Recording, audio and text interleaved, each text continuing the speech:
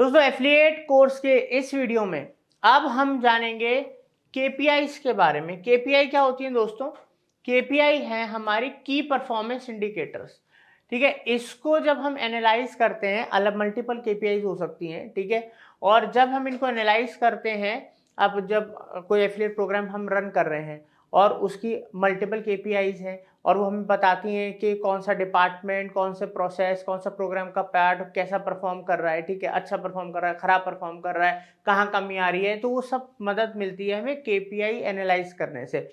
तो यहाँ पर अलग अलग अगर बिजनेस मॉडल्स हैं, अलग अलग बिजनेस टाइप्स हैं, तो ज़रूरी नहीं है कि सारी जो केपीआई हैं वो अप्लाई होंगी। ठीक है, it depends on your business type और मॉडल कि कौन सी केपीआईज को आपको एनालाइज करना है, जिससे आप पता लगा पाओ कि आपका एफिलिएट प्रोग्राम कैसे परफॉर्म कर रहा है। अब उसमें से कुछ हैं जिनके बारे में हम डिस्कशन करेंगे। आगे बढ़ते हैं, देखते हैं।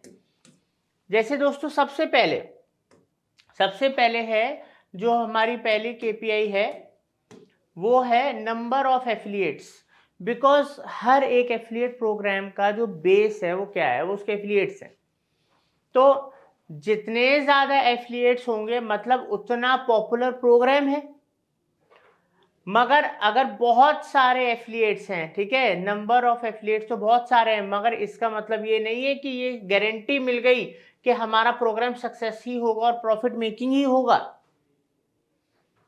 One of the major goal of affiliate marketing management is to promote a program effectively and increase। देखो, अगर आप एक बिजनेसमैन हो, आप एक मर्चेंट हो, आपका एक एफिलिएट प्रोग्राम है, तो आपका सबसे इंपॉर्टेंट गोल क्या है कि भाई अपने एफिलिएट प्रोग्राम को अच्छे से प्रमोट करो ताकि हमारे एफिलिएट्स बढ़े, ज्यादा से ज्यादा एफिलिएट हमारे प्रोग्राम के संग जुड़े। ये हमारा पहला गोल होता है। ठीक है, अब उसके लिए हमें अपने प्रोग्राम को प्रमोट करना बहुत जरूरी है। अलग अलग तरीकों से अपने प्रोग्राम को लोगों तक पहुंचाओगे तभी तो एफिलिएट्स को पता लगेगा कि अच्छा ये भी एक एफिलिएट प्रोग्राम आया है, इसमें ये बेनिफिट है, इसके संग जुड़ना चाहिए, इसको सेल करना चाहिए ताकि हमको इतना पैसा मिले। तो आप एज अ मर्चेंट आपका क्या है कि सबसे पहला गोल कि आपको ज्यादा से ज्यादा एफिलिएट्स को अपने संग जोड़ना है। मगर जैसे मैंने आपको इस वाले पॉइंट में बताया कि जरूरी नहीं है कि बहुत सारे एफिलिएट्स होंगे। तो आप मान लो आपके 1000 एफिलिएट्स हैं और एक आपका कॉम्पिटिटर उसके 500 एफिलिएट्स हैं, हो सकता है वो आपसे बहुत ज़्यादा अच्छा प्रॉफिट जनरेट कर रहा हो और आप उससे कम कर रहे हो। ठीक है, अभी ऐसा होता क्यों है वो भी डिस्कस करेंगे, वो भी हम। तो दोस्तों more affiliates means more exposure online. अगर आपके ज़्यादा एफिलिएट्स हैं तो इसका मतलब है आपको ऑनलाइन एक्सपोजर ज़्यादा मिलेगा। बिकॉज यहाँ पर होता क्या है कि जितने ज्यादा एफिलिएट्स उतनी ज्यादा आपका जो एफिलिएट लिंक है लोगों तक पहुंचेगा, वहां से ट्रैफिक आपकी वेबसाइट पे आएगा, आपके ब्रांड को, प्रोडक्ट सर्विसेज को लोग एक्सप्लोर करेंगे, जानेंगे, खरीदेंगे। तो ये बेनिफिट होता है, ज्यादा एफिलिएट से आपके एफिलिएट लिंक ज्यादा लोगों तक पहुंचते हैं और सेल्स भी बढ़ती है। अब मैंने ऐसा क्यों बोला कि दोस्तों अगर एफिलिएट ज्यादा है तो जरूरी नहीं कि सेल प्रोग्राम की सक्सेस की गारंटी होगी, प्रॉफिट की गारंटी होगी। वो क्यों? क्योंकि आपने बहुत सारे एफिलिएट जोड़ तो लिए बट रेलिवेंट और क्वालिटी, ठीक है, जो होनी चाहिए ना वो ज्यादा होनी चाहिए।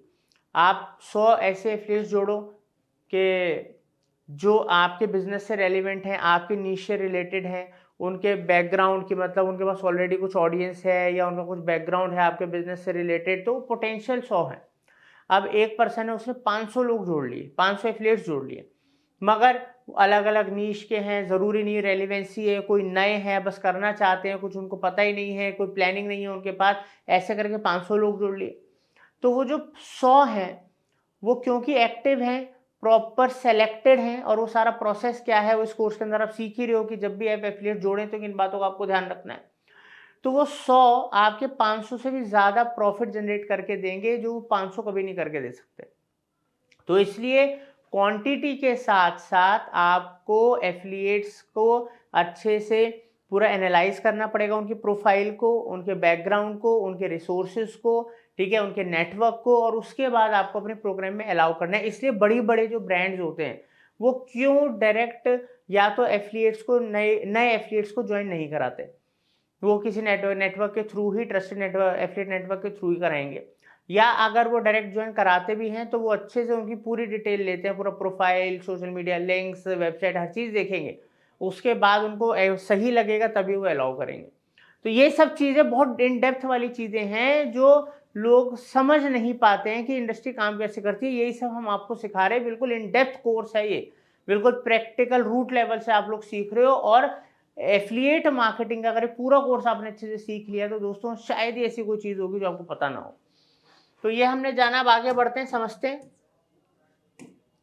अब सेकंड केपीआई के बारे में हम बात करते हैं। जो सेकंड केपीआई है हमारी वो है एवरेज एक्टिविटी परसेंटेज। अब एवरेज एक्टिविटी परसेंटेज क्या है, जैसे कि मैंने आपको बताया दोस्तों, ये शो करता है, ये जो केपीआई है अगर इसको हम एनालाइज करते हैं तो ये शो करता है कि number of affiliates during a particular period of time. तो एक पर्टिकुलर पीरियड में जो नंबर ऑफ एफिलिएट्स हैं हमारे, तो अब ये कैसे पता लगेगा। अब मान लो वो जो पर्टिकुलर पीरियड है ना वो या तो 1 मंथ होगा या 3 मंथ्स होगा या 1 ईयर होगा।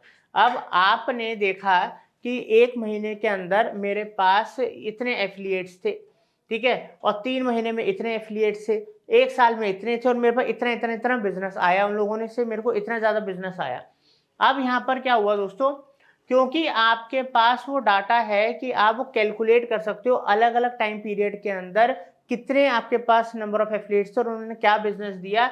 अब इससे बेनिफिट क्या होगा कि देखो कुछ जो एफिलिएट्स होते हैं ना, ठीक है, वो कुछ इंपॉर्टेंट टॉपिक्स के ऊपर काम करते हैं, ठीक है, कोई हो सकता है फोकस करते हैं वो स्पेशल कोई टॉपिक, स्पेशल कोई पीरियड, मतलब एक स्पेसिफिक पीरियड, कोई साल का कोई पर्टिकुलर पीरियड हो सकता है, कोई ओकेजन हो सकता है या लिमिटेड ऑफर हो सकता है, जिसकी वजह से वो एकदम से ज़्यादा सेल लेकर आ जाते हैं।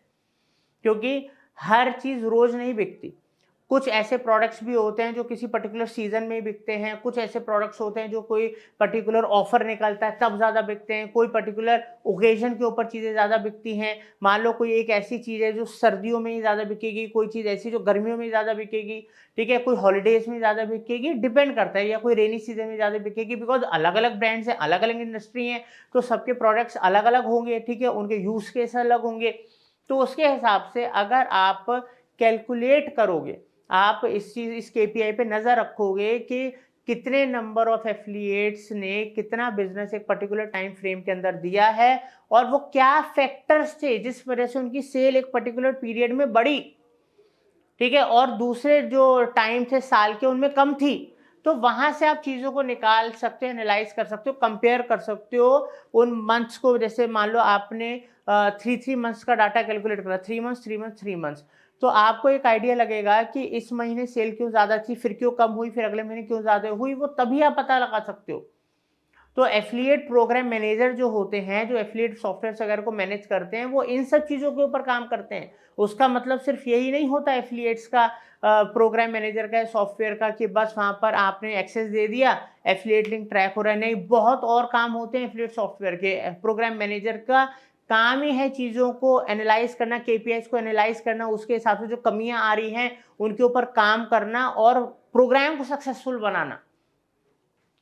अब दोस्तों ये जो केपीआई होती है, ये पर्टिकुलर जो केपीआई होती है, ठीक है, वो हेल्प करती है हमें पता लगाने में कि क्या ट्रेंड्स हैं, ठीक है, जो हम आइडेंटिफाई कर सकते हैं अपने प्रोडक्ट के लिए, ठीक है, वो कौन से ऐसे पीरियड हैं, मंथ हैं, ईयर हैं, या वो कौन से पर्टिकुलर ऐसे ऑफर्स है जिसकी वजह से हमारा जो सेल है बढ़ा, हमारा जो प्रॉफिट है बढ़ा।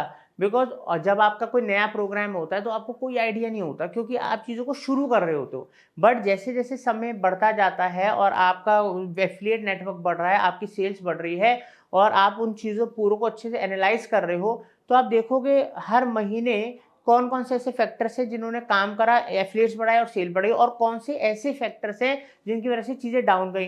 अब आपको मान लो 2 साल हो गए करते हुए, अब आपके पास और ज़्यादा डाटा है कि फर्स्ट ईयर इस टाइम पे ये सब चीज़ें हुई थी, बट सेकेंड ईयर हमारे पास इस टाइम पे ये चीज़ें हुई थी, तो डाटा और स्ट्रांग होता है।